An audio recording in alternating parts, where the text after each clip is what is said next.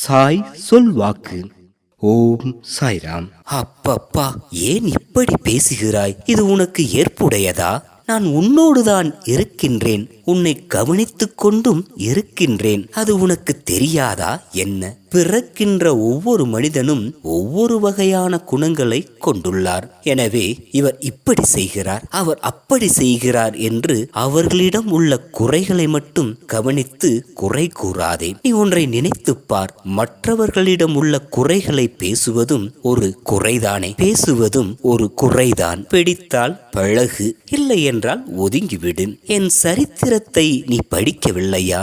அதில் நான் கூறி உள்ளேன், ஒருவர் அருகே இல்லாத போது அவரை பற்றி புறம் பேசுவது பன்றி மலத்தை உண்பது போல். நீ யாரை பற்றி பேசுகிறாயோ அவர்களின் தீய கருமாக்களை நீ வாங்கிக் கொள்கிறாய். இனிமேல் யாரை பற்றியும் குறை கூறாதே, முதுகிற்கு பின்னால் பேசாதே.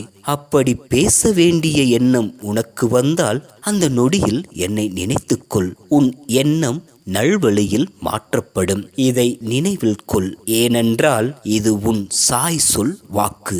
இந்த சாய் சொல்லின் வாக்கு நிச்சயம் பலிக்கும். ஜெய் சாய்ராம்.